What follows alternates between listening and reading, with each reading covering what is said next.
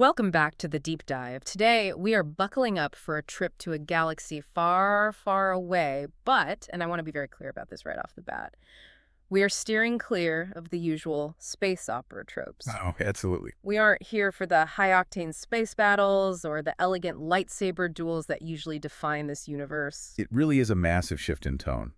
We are looking at City of the Dead, which is the second book in the Star Wars, Yeah?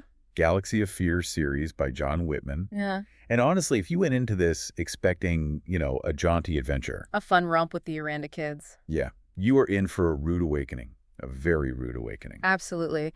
Just looking at the source material we have, the whole vibe is completely different. I mean, you've got skulls on the cover, you've got this swirling mist, you've got a title like City of the Dead. It feels less like A New Hope and a lot more like a gothic horror mystery that just happens to be set in space. Exactly. It's blending that high-tech universe that we all know, droids, starships, blasters, with these very primal, almost terrestrial fears, Like, like graveyards, ancient curses, and just the physical rotting reality of death. But what makes this deep dive so fascinating for me is that underneath all that spooky atmosphere, there is a very tangible, very cold sci-fi conspiracy that's unfolding. right. It's not just ghosts and goblins for the sake of it. There's like a bureaucracy and some really twisted experimentation happening behind the scenes.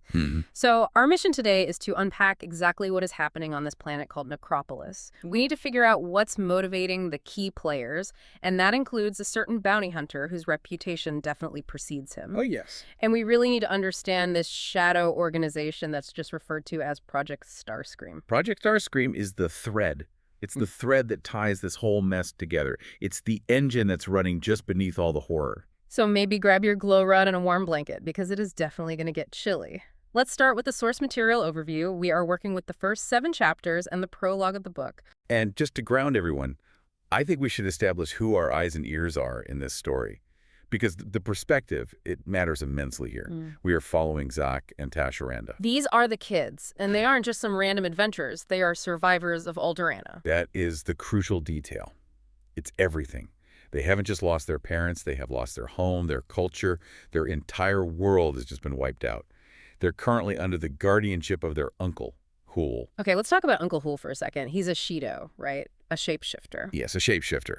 He usually appears as this tall, gray-skinned humanoid. He's very grim, very brooding. He's a scientist, an anthropologist of sorts, and he's basically dragging these kids across the galaxy. And they've got their droid with them too, DV9. DV, who's sort of the anxious, reluctant caretaker in all this. He's always complaining. So you have this makeshift family unit that is already deeply traumatized, already displaced, and now they're walking into a situation that feels like it's specifically designed to exploit those exact vulnerabilities. It's the perfect storm for a horror story. I mean, you take people who are already grieving, who are desperate for connection or some kind of closure, and you put them on a planet that is literally obsessed with death. Yeah.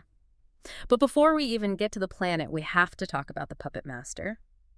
The prologue gives us a glimpse behind the curtain that the characters don't even see yet. And this prologue is heavy. It sets the stakes immediately. We open in a hidden fortress. We don't know where it is, but the text makes it very clear this isn't some, run-of-the-mill hideout. We see a massive GK-600 Guardian droid guarding a security door. And for anyone not deep into their Imperial military specs, a GK-600 is heavy ordnance. That is serious military-grade hardware. It's not something you just post outside your office. Yeah. You don't put a droid like that in place unless you are hiding something that could, topple governments. Something world-ending. And the password to get past this thing. Project Starscream. It just sounds like bad news. The name alone. It is bad news. So we're introduced to this character who's known only as the scientist. He is in a control module, and he's monitoring a galactic network. This isn't just one guy in a lab. He has agents and computers everywhere. He's a network administrator for evil. Basically. But what's really terrifying is the hierarchy the text reveals. It explicitly says only 3 people know the ultimate goal of Project Starscream. Okay, let me guess the list. The scientist is 1. The scientist, Darth Vader, and the Emperor. Wow. Okay, let's just pause on that for a second. We are talking top-tier Imperial clearance here. This isn't some rogue operation, some moth cooked up in the Outer Rim. This is sanctioned by the highest powers in the galaxy. And the goal is simple, but absolutely terrifying. Power over life and death. The scientist believes that once this project is complete, his control over the galaxy will be absolute. But the timing here is key, isn't it? We have to remember the context. This is happening roughly 6 months after the destruction of the Death Star. Exactly. So the Empire's fractured. They've just lost their ultimate weapon. They're reeling. So they're desperate for a new one. Desperate and paranoid. And that makes the scientist paranoid. He's looking at his monitors, and one of his experiments has gone offline. It's the planet Devarin. Devarin was the focus of the previous adventure, right? The living planet. Correct. A planet he created, or at least modified, as part of this project, basically to eat people. It's now spinning out of control through the galaxy. But here is the kicker. There were hidden transmitters on Devarin. Oh, no. And they captured images of the people who messed it all up. He sees Zak, he sees Tash, the droid, and then he sees Hool. And he knows Hool. He hates Hool. The text describes a snarl of hatred. It implies there's a history there, a deep one. The scientist immediately realizes it can't be a coincidence that Hool was on Devarin. He thinks Hool is tracking him. So his first instinct is probably to just, push a button and blow them out of the sky, right? Get rid of the problem. He wants to. Yeah. He absolutely has the power to order their destruction right then and there. But he hesitates. And this is where the post-Death Star politics really come into play. Hool is a well-known figure in the galaxy. He was a respected, if reclusive, scientist. If a prominent figure like Hool is suddenly murdered, it attracts attention. And attention is the last thing he wants. Specifically, he is terrified of the Rebel Alliance. He literally thinks to himself, if the rebels find out I'm cooking up these biological horrors, they'll come for me next. He's afraid of becoming a target, just like the Death Star was.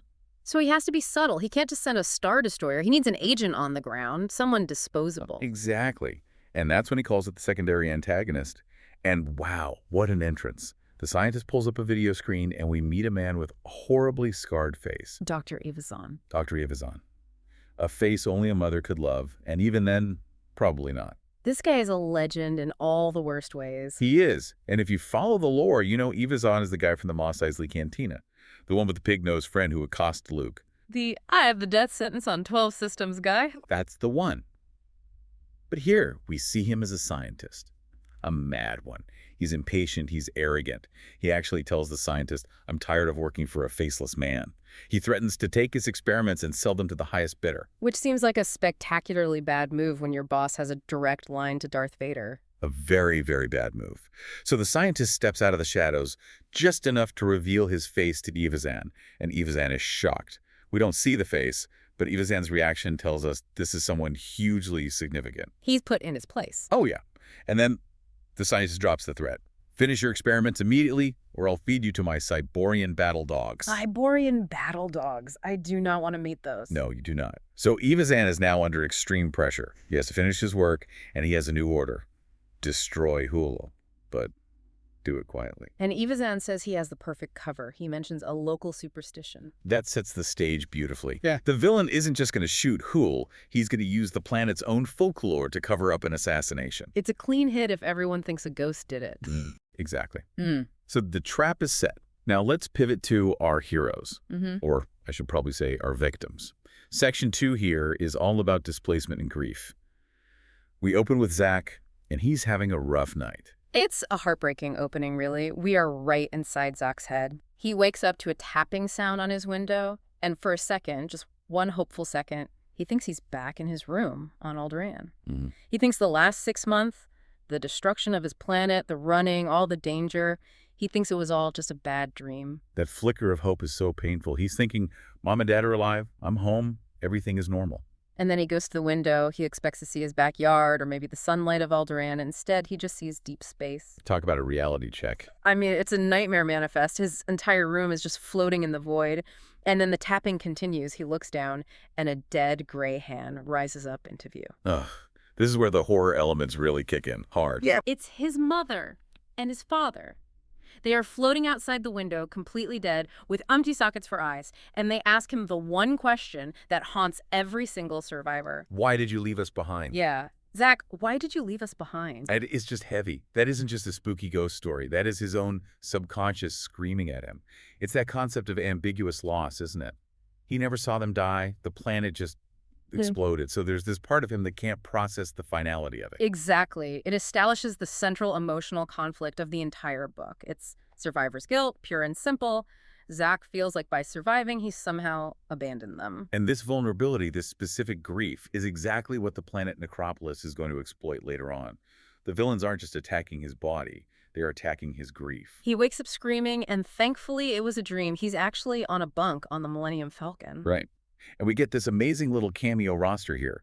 Han Solo, Chewbacca, Leia, Luke, C-3PO, R2-D2, they are all there. It's cool to see them, but the dynamic is, well, it's a bit sad, actually. They're just dropping the kids off. It really emphasizes the isolation of the Arranda children. I mean, these are the heroes of the rebellion, the people who saved the galaxy, but they have their own war to fight. They can't be babysitters. So they just bring the kids to the nearest inhabited planet they can find so Hool can buy a new ship? And that planet happens to be Necropolis. The City of the Dead. Yep. Hool explains the name as they descend into the atmosphere, and the visuals they describe are just bleak. So bleak, swirling mist, these dark platforms and buildings that look like headstones. Han Solo even makes a comment, something like, "Boy, you sure can pick 'em.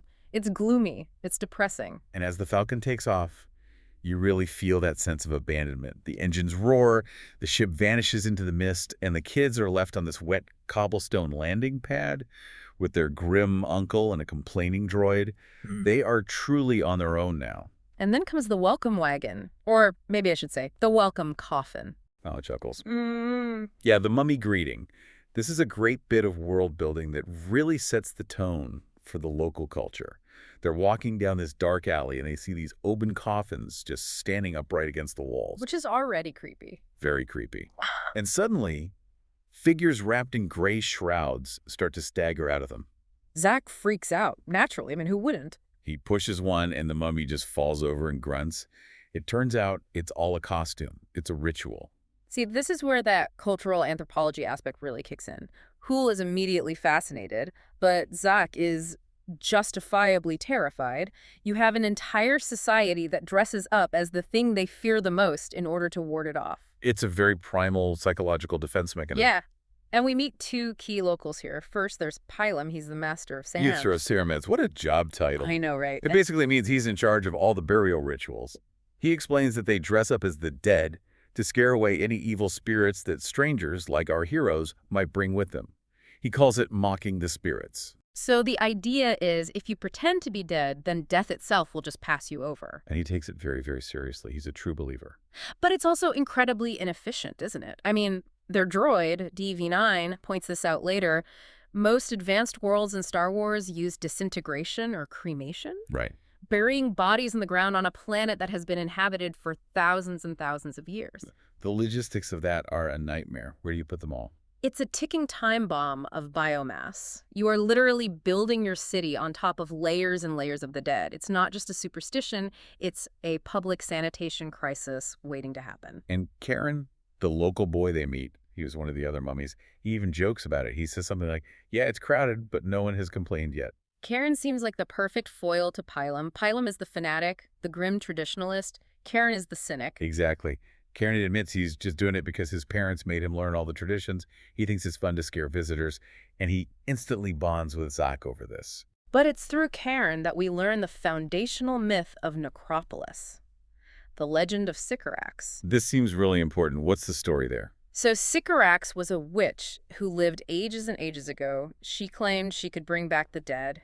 The townspeople, being skeptical, decided to test her. And they did it in the most horrific way possible. They killed her son. That is just so dark. That goes way beyond skepticism into pure cruelty. It is. And of course, she couldn't bring him back, and she died of a broken heart. But before she died, she cursed the entire planet. Yeah. She said if the dead are ever ignored or disrespected, they will rise. Okay, so this explains everything. This is why the planet is so obsessed with funerals and burials and rituals. They are terrified of triggering this curse. Right. It's fear-based governance. And Pylam represents that fear. He believes every single ritual must be performed perfectly or the dead will walk. So after the strange greeting, they leave the gloomy streets and they head to a hostel. It's warm, there's light, there's food. For a moment, it feels safe. Yeah, for a moment. Until they look down the barrel of a blaster. Enter the hunter, Boba Fett. The entrance is just perfect. He's just standing there, blaster leveled at the entire crowd. The text describes his voice as being like sliding gravel. I love that description. It's so visceral you can almost hear it. And Zak knows exactly who he is. He's read about him on the holonet. He knows this guy doesn't miss.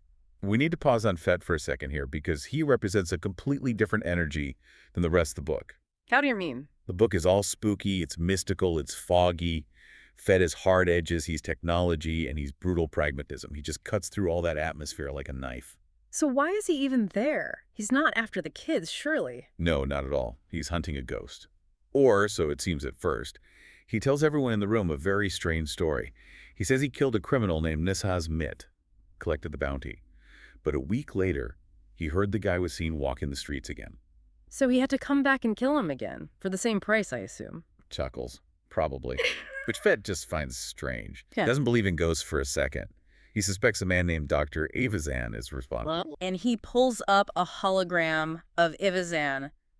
Dr. Death. This guy's rap sheet is a mile long. Murder, torture, unauthorized experiments. He has the death sentence in 12 systems. He's a monster. But Pylam, the local tradition keeper, he steps up. He's got guts, I'll give him that.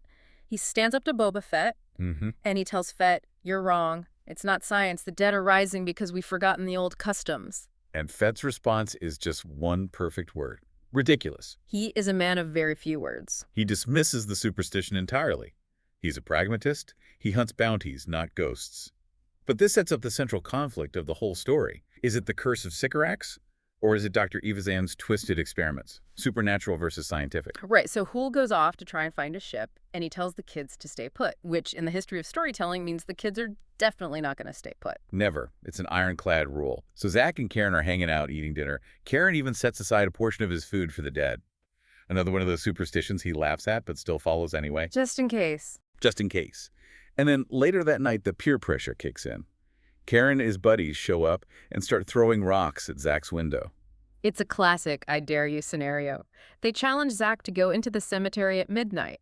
Not just any part of the cemetery. The crypt of the ancients? Right. They want him to go to the very center of the graveyard, to the tomb of Sycorax herself, and plant a dagger in a grave to prove he was there. Now, on the surface, Zak is doing this to prove he's not just some scared-off worlder. He's trying to be cool, to fit in. But the text gives us his internal monologue, and it's absolutely heartbreaking. He's not doing it just for the dare. He's doing it because he wants the legends to be true. He wants to bring his parents back. Exactly. He's thinking, if Sycorax really had this power, maybe I can see them one last time. Maybe I can finally say goodbye. That grief we talked about earlier, that nightmare, it's driving him right into the jaws of the trap.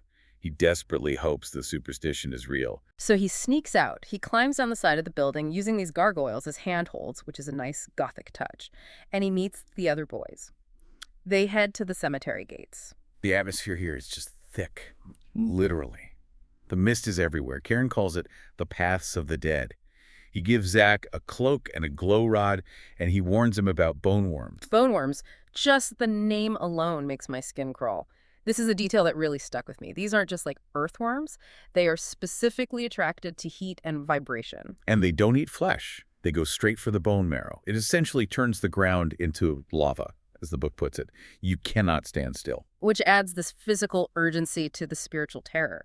Zak is trying to go in and commune with his dead parents, but he has to keep moving his feet so he isn't eaten alive from the ankles up. It's a really cruel irony. To mourn effectively, you need stillness. You need reflection. Yeah. But on Necropolis, stillness kills you. So Zak goes in alone. The gate slams shut behind him. He's walking through this endless maze of tombstones, and he starts talking to the air. He talks to Sycorax. He pleads with her. He says, I didn't get a chance to say goodbye. It's a moment of total, complete vulnerability. He waits for an answer, and he just gets silence. Which makes him feel foolish. He has this moment of clarity where he thinks, okay, magic isn't real. I'm just a kid in a graveyard. So he decides to just finish the dare and get out of there. He finds a grave near the crypt. And he has to stand on the grave to plant the dagger.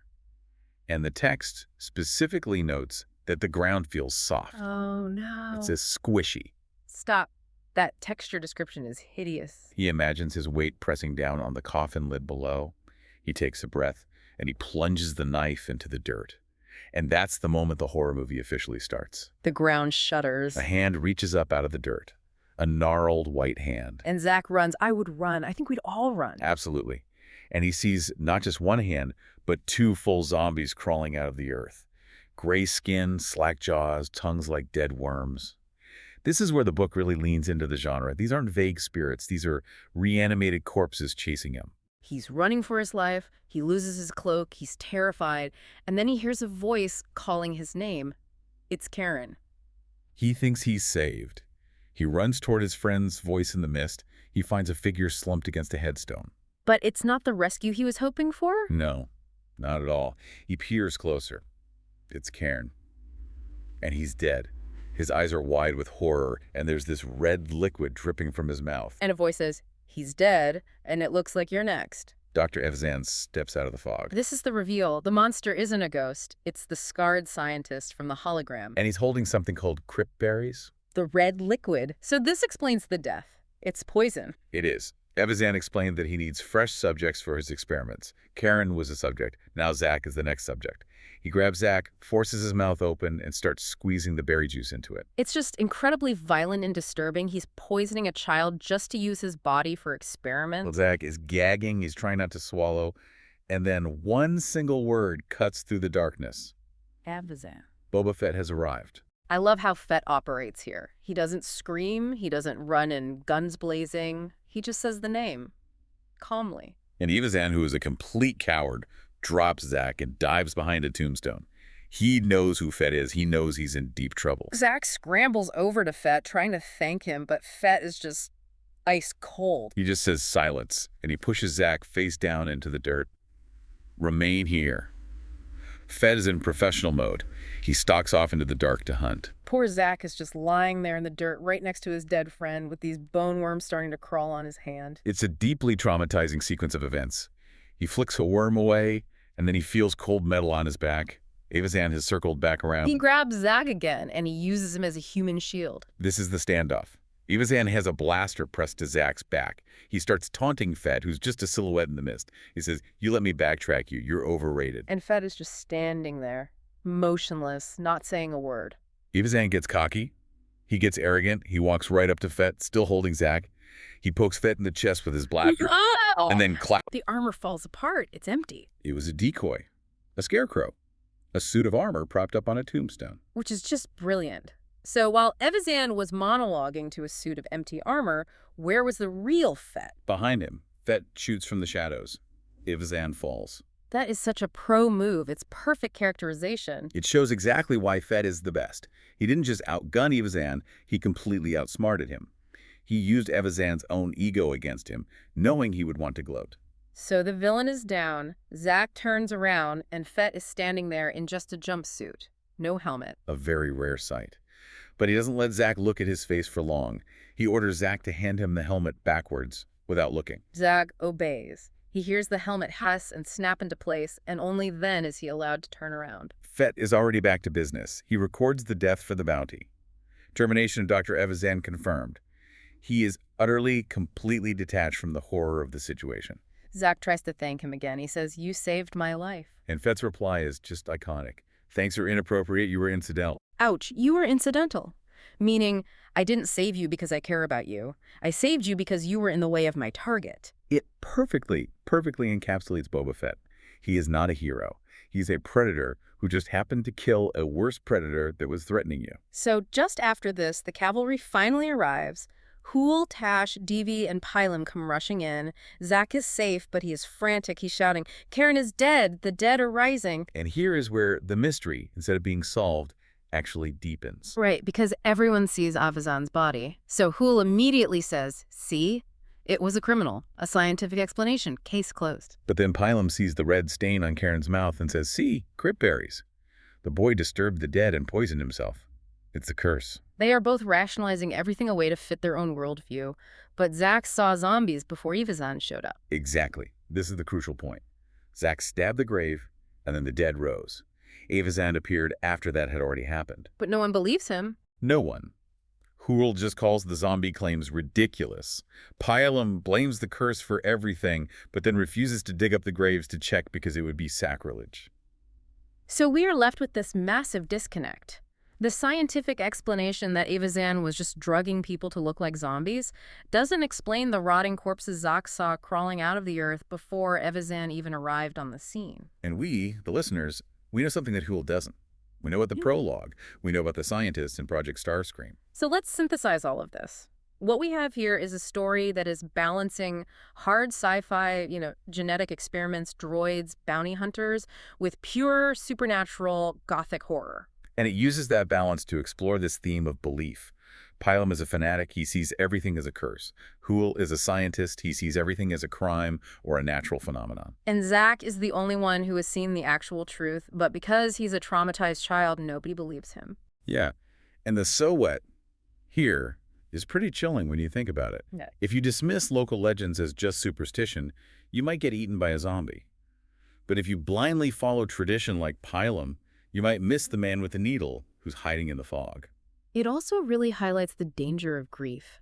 Zak's desperate desire to see his parents again made him vulnerable. It's what led him to the graveyard in the first place. And the villains, both the on-screen one, Evazan, and the unseen scientist, they prey on that. They prey on life, death, and the universal desire to control both. Which brings us to our final thought. Boba Fett confirmed Evazan is dead. He scanned the body.